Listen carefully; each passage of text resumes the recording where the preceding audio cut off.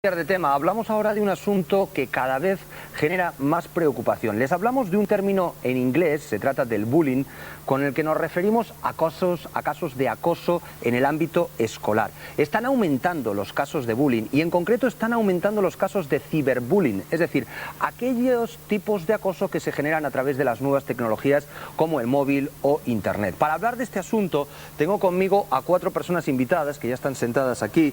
Se trata de Juan Antonio Planas, a mi izquierda, que es presidente de la Asociación Aragonesa de Psicopedagogía.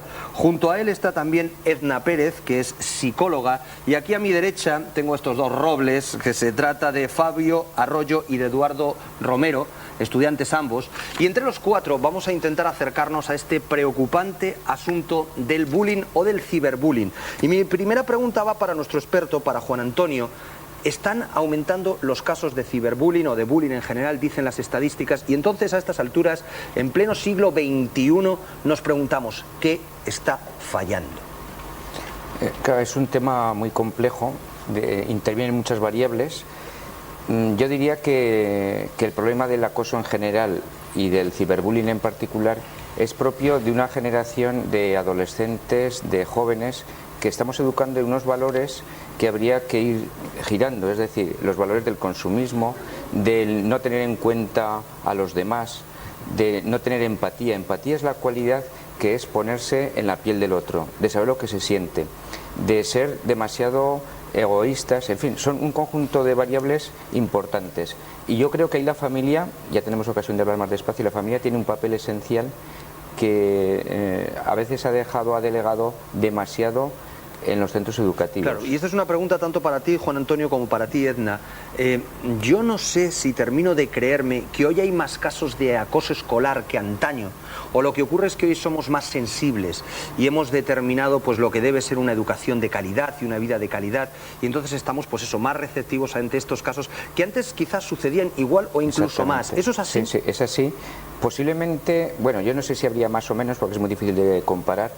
Lo único, la diferencia es que ahora todos los alumnos están escolarizados desde los 3 hasta los 16 años, incluso los alumnos que tienen más dificultades, y anteriormente el sistema era muy segregador. Aquellos alumnos que tenían más dificultades ya no iban al colegio, con lo cual esos chicos tenían algún tipo de problemas, lo que pasa es que no trascendían, eso sí que es verdad. Ahora yo creo que los medios de comunicación han hecho una cosa muy interesante, que es difundir, no acallar, y yo creo que estamos por el buen camino. Yo creo que los medios de comunicación hacen bien en informar sin entrar en detalles, sobre todo detalles escabrosos, pero es la única forma de que realmente se atajen este tipo de cuestiones, porque a veces se minimiza, no se da importancia, son bromas, son cosas de niños. No, no son cosas de niños ni son bromas. Hay personas que les afecta y mucho, y les hacemos un daño a veces irremediable. Pues precisamente en apenas unos minutos te voy a preguntar a ti, Edna, cuestión de segundos, cómo podemos hacerle frente a estas situaciones de acoso, qué tipo de estragos generan en la psicología de la gente joven. Pero primero tengo aquí a mi derecha a estos dos jóvenes estudiantes, y por eso me gustaría preguntarles a ellos, pues para poner en primer plano de la realidad lo que estamos hablando. Yo supongo que lo que ocurre de las aulas para adentro, una vez que traspasamos las puertas del centro, de lo que ocurre allí dentro, lo que somos los espectadores ajenos, los padres, los familiares o los psicólogos, nos enteramos de bastante poco, ¿verdad? La verdad que sí. Sobre todo donde más pasan estos sucesos son en los patios del recreo, donde la persona agresora, junto con sus amigos, es el que intenta agredir, y la víctima siempre calla, es lo normal. Ahí se ponen en juego los compañeros, que si son compañeros de verdad les deberían de ayudar. Muchos hablan, otros se quedan callados, y los que se quedan callados, pues yo, por ejemplo, he vivido casos en el que un compañero me ha callado y he tenido yo que ir al dirigente del instituto, en este caso mi orientador, y han trascendido varios hechos y se han... O sea que, Eduardo, tú te has atrevido, digamos, a poner en conocimiento de los gestores, de las autoridades del centro, lo que estaba ocurriendo. Eso no te... hay un término muy curioso, estigmatiza, es decir, no te señala, no quedas ya señalado con esa condición tan terrible entre la gente joven de chivato. Sí, es lo que suele suceder, pero si tienes apoyo, o sea, si tú vas a la gente y les dices lo que tiene que hacer, Pues no sé, es el autoestima, lo que ha dicho antes mi profesor. O sea que tú tienes empatía. claro Sí. cuáles son los valores y lo que estás haciendo que está bien. Claro. Oye, Fabio, el compañero de Eduard, ¿tú has visto este tipo de casos de acoso? La verdad es que sí. ¿Los has visto en primera persona? Exacto. Cuéntanos qué sucede en esos recreos. Pues el agresor pues quiere sentirse superior al agredido mediante, yo qué sé, pues pegarle, le insulta, vamos, que abusa de él. ¿Cómo son? Entonces, Contadme dime. un poquito, ¿cómo son esos agresores? ¿Son el típico chulo de recreo? Sí. El perfil del agresor suele ser unas personas que tienen una autoestima bastante baja, pues ya sea por problemas familiares, sociales, todo eso. Entonces él se quiere sentir superior al agredido, pues demostrándole su fuerza, por decirlo así. Se llega a las manos, se llega a una situación de acoso físico, les llegan Desde a luego, pegar a la desde luego. gente. Lo humillan moralmente, físicamente. Y también hay veces que este tipo de sucesos, este tipo de formas de acoso se graban con los móviles, ¿verdad? Y luego la gente se lo manda. Sí. ¿Vosotros conocéis en primera persona casos de estos? Sí, yo conozco un caso de una compañera mía hace 2 años que fue víctima de un abuso sexual, en el cual le tenía que hacer felaciones a 2 chicos. Resulta que en el instituto de la chica, su padre era el conserje y este supo del hecho y se lo comunicó a la directora del colegio. Luego la directora del colegio lo denunció y hasta ahora no sé hasta O sea dónde que llega el hay caso. chicos que mantienen relaciones Sí. sexuales con chicas, lo graban y luego se lo envían a todos los colegas y a todos los amigos Sí. para hacer la machada, ¿no? Sí. La hombría. ¿Y algún caso de haber llegado a las manos con algún chico joven del centro, con algún chico especialmente débil, supongo, ¿no? Desde luego, siempre, Porque van a por el más débil. Son cobardes. generalmente. Cuéntame algún caso que conozcas. Por ejemplo, lo que suelen hacer es citar al chaval a la salida del instituto, sin mediar palabra, pues le hacen un corro, por ejemplo, empiezan a insultarlo y si el chaval dice algo que no tiene que decir o cosas de estas o se revuelve, pues empiezan a darle todos, lo graban con el móvil, lo envían a YouTube, a un montón de programas. Pero Sí, más y más. esto es increíble. Sí. Increíble. Y a mí hay una cosa que me indigna especialmente, claro, no es solamente que haya acosadores y acosadores, me parece terrible, sino que una cosa que creo que los dos destacáis es el hecho de que los demás miran para otro lado muchas veces e incluso participan en el juego. Lamentablemente casi siempre es eso. Porque luego hay gente que se pasa ese mensaje de móvil, ¿verdad?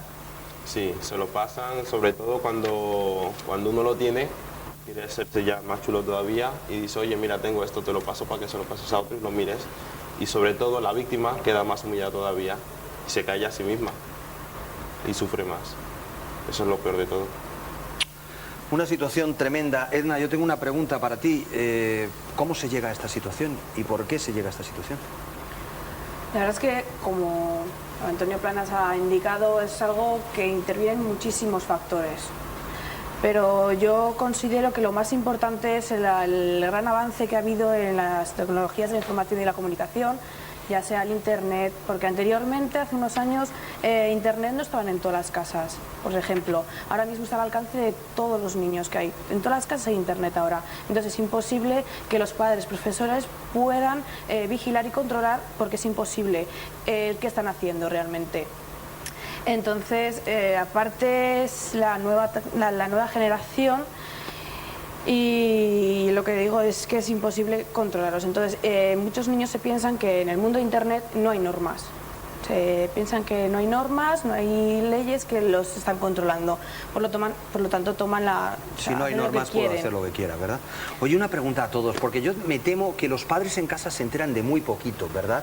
Es decir, ¿los padres saben que su hijo está siendo objeto de una situación de acoso? Porque los chicos no cuentan nada en casa, ¿verdad? No, pero, perdona, yo creo que eso lo tienen que notar. Aparte hay como unas pautas que tienen que... unos consejos que se puede dar a los Bueno, padres. pues venga, vamos, por favor, porque ahora hay muchos padres que están en casa, que quizá tienen un hijo pues particularmente débil, particularmente frágil, y a lo mejor están muy preocupados. ¿Estará siendo mi hijo objeto de estos casos de acoso? ¿Cómo pueden saber? ¿Dónde está ese síntoma? Esa señal de alerta. Pues mayoritariamente es cuando el niño se levanta y no quiere ir al colegio, de ninguna de las maneras. Se vuelve mucho más introvertido, más tímido. Llega a casa con más moratones de lo que normalmente, por ejemplo, en clase se puede hacer. Viene con las ropas rotas. Pues, todo un poco se tiene que dar cuenta. Yo sí que creo que los padres tienen un papel aquí importantísimo. A veces los chicos tienen en su habitación tienen un aparato de un ordenador y los padres se acuestan y son desconocedores que a veces están toda la noche chateando, por ejemplo. Chateando es estando en contacto con otra persona. Ese otro interlocutor desconocido posiblemente puede ser un pedófilo o una persona con malas intenciones. Los chicos, los adolescentes, los jóvenes, por su inexperiencia de la vida, por su ingenuidad, suelen precisamente caer en problemas de este tipo. Los padres tienen que ser conscientes de que su hijo está a veces en este lado de la línea roja, a veces es el agresor que ellos no son conscientes, porque lo toman como una broma, pero es que al poco tiempo ese posiblemente está al otro lado. Y ese chico que ha enviado mensajes, que de pronto se ríe de otro que le dan una colleja en plan de broma, es un tema muy importante, porque claro, normalmente nos ponemos en el caso del padre del agredido, de la víctima, pero también hay que ver que muchas veces el padre del agresor puede ser una víctima también. Exacto. En un hogar dentro de lo normal, donde se da una formación normal, y de repente te encuentras con un chico pues que se te va un poquito de madre, ¿verdad? Y que yo hago esa llamada a las familias, porque ¿qué hay que hacer? Las familias lo que tienen que hacer sobre todo es estar encima de sus hijos.